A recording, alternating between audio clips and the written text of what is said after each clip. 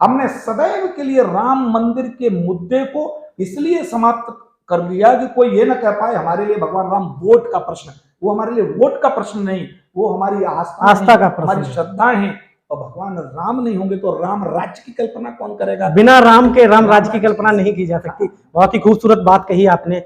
नमस्कार दर्शकों, मैं कपिल देव राजपूत आज आपको मैनपुरी जनपद जो एक लंबे समय तक समाजवादियों को गढ़ रहा, मैनपुरी जनपद में भारतीय जनता पार्टी के कार्यालय पे मैं इस समय मौजूद हूं और मेरे साथ भारतीय जनता पार्टी के जिलाध्यक्ष मैनपुरी प्रदीप सिंह चौहान हमारे साथ हैं। उनसे कुछ राजनीतिक बातें भी होंगी और कैसा क्या समीकरण रहने वाला है, क्योंकि अब उपचुनाव भी होगा और ये वो सीट है समाजवादी पार्टी की जो 3 दशक कह सकते 3 से 3.5 दशक लगातार समाजवादियों के कब्जे में रही। लाखों के अंतर से समाजवादी यहाँ जीतते रहे हैं लोकसभा की ये सीट। प्रदीप जी, बहुत बहुत स्वागत है आपका हमारे channel ground news with Kapil पे। धन्यवाद।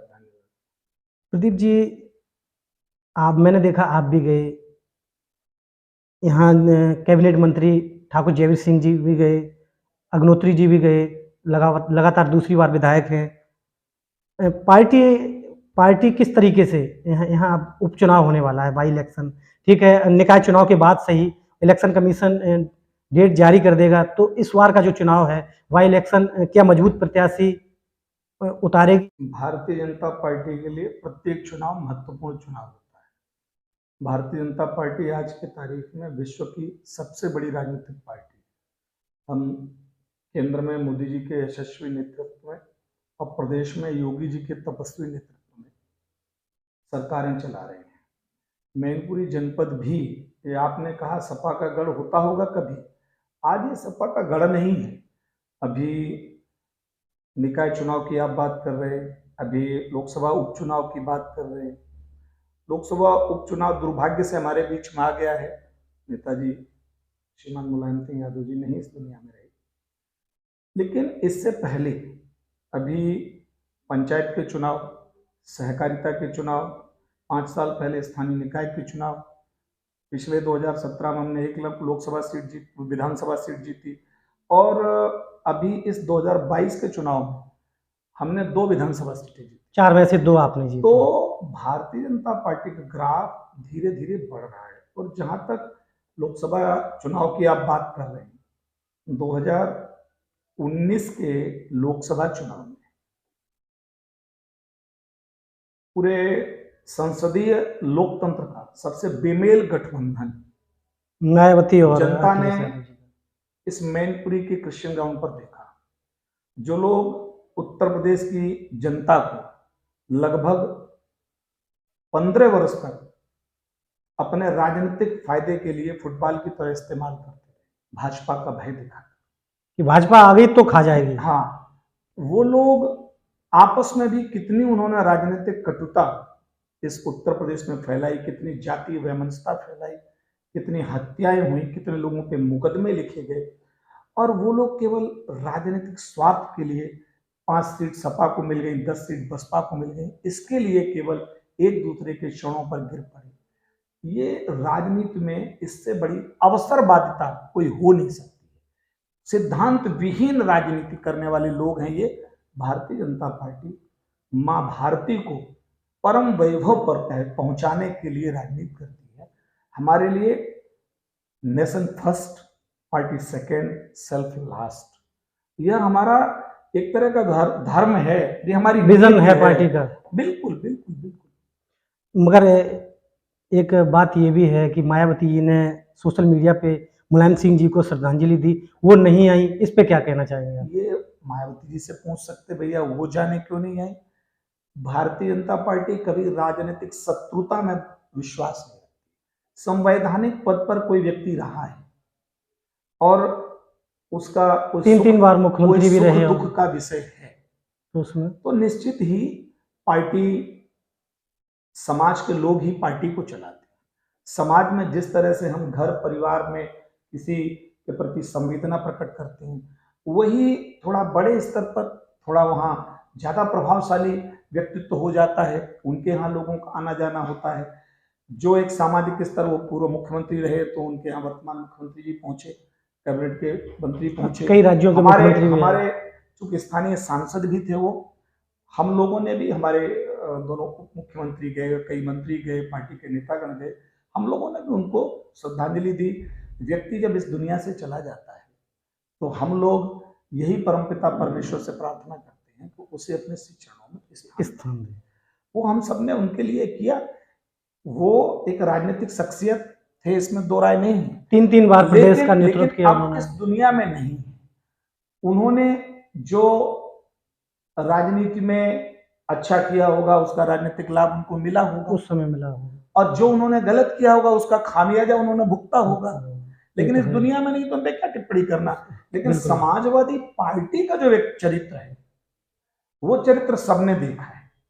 तो समाजवादी पार्टी एक गिरोह है, इसमें कोई दो राय नहीं है। पार्टी नहीं, एक गिरोह है। हाँ, गिरोह तो जाति को उभारती है, परिवार को उभारती है। हमारी लड़ाई व्यक्ति से नहीं है, हमारी लड़ाई विचारधारा से है, हमारी लड़ाई सिद्धांतों से है।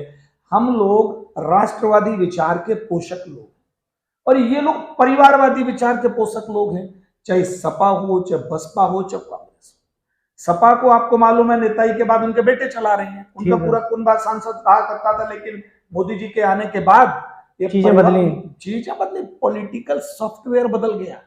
नोकिया 5210 चलाने वाले लोग, नया एंड्रॉइड सेट, नया 3G 4G 5G आ गया, वो अपडेट नहीं हो पाए। वही गुंडई की, वही भ्रष्टाचार की, वही परिवारवाद, जातिवाद की राजनीति करते रहे।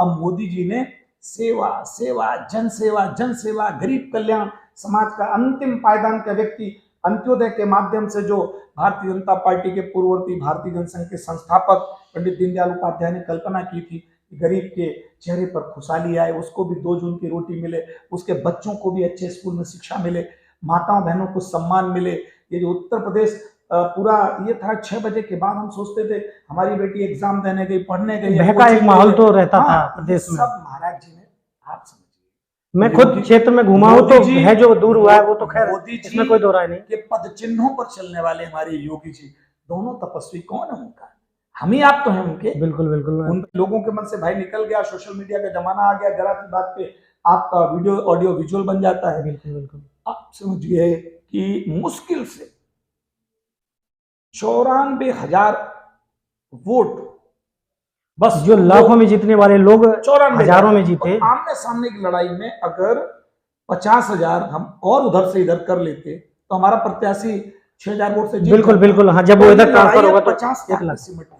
ओनली 50,000। और 50,000 तो हम सेवा के माध्यम से योगी जी की सरकार का प्रदेश में और मोदी के सरकार का केंद्र में। आप बताइए, जो लोग कहा करते थे कि भाजपा धारा 370 मुसलमानों की वजह से चिल्लाती है, राम मंदिर मुसलमानों की वजह मुद्दा से बना के चिल्लाती है, चुनाव लड़ती है, दोनों मुद्दे समाप्त हो सब गए। समाप्त हो चुका ये है। हमारे लिए वोट का विषय नहीं है, कश्मीर हमारे राष्ट्र के एकीकरण का विषय, राष्ट्र की एकता का विषय, देश का हमारे भाजपा के पूर्ववर्ती जनसंघ के संस्थापक अध्यक्ष डॉक्टर श्यामा प्रसाद मुखर्जी जी कश्मीर के एकीकरण के लिए बलिदान हो गए। और हम लोगों ने नारा लगाया, जहां हुए बलिदान मुखर्जी वो कश्मीर हमारा है, जो कश्मीर हमारा है वो सारी का सारा है। उससे पहले जब मुखर्जी जी थे तब एक नारा लगता था कि एक देश में 2 विधान, 2 प्रधान, 2 निशान नहीं चलेंगे, नहीं चलेंगे, नहीं चलेंगे। हास्यास्पद, एक देश में भारत के प्रधानमंत्री कहे जाते तो कश्मीर का मुख्यमंत्री अपने को प्रधानमंत्री कहता था। भारत का अपना झंडा तिरंगा, कश्मीर का अलग झंडा होता था। भारत का संविधान, भारत के सभी प्रदेशों की विधानसभाएं 5 वर्ष के लिए चुनी जाएंगी, वो 6 वर्ष के लिए क्यों चुनी जाएगी भाई? ना, ये तो खैर है, ये 1 लाख करोड़ भारत सरकार देती थी, 1 लाख करोड़। 5 अगस्त 2019 को एक झटके तो इतिहास के कूड़ेदान में नेस्तनाबूद हो गई धारा 370। ये प्रबल इच्छा शक्ति जो देश को एकीकृत करने के लिए, लोग कहते थे खून की नदियां बहेंगी, मच्छर नहीं मरा, मच्छर क्यों? प्रबल इच्छा शक्ति का नेतृत्व सत्ता में होता है तो लोगों का भरोसा होता है। जो समाज में विद्रोह, विध्वंस या हिंसा करने वाले बात के लोग थे, ऐसी विचारधारा के समर्थक थे, उन पे कार्रवाई हुई है। राम मंदिर का विषय आप बताइए।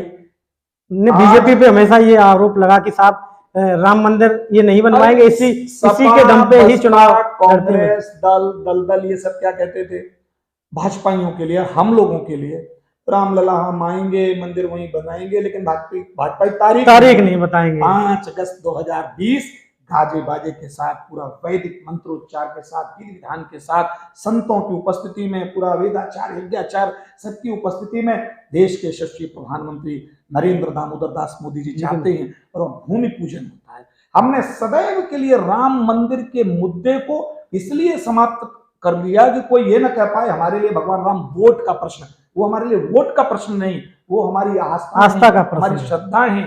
और भगवान राम नहीं होंगे तो राम राज्य की कल्पना कौन करे।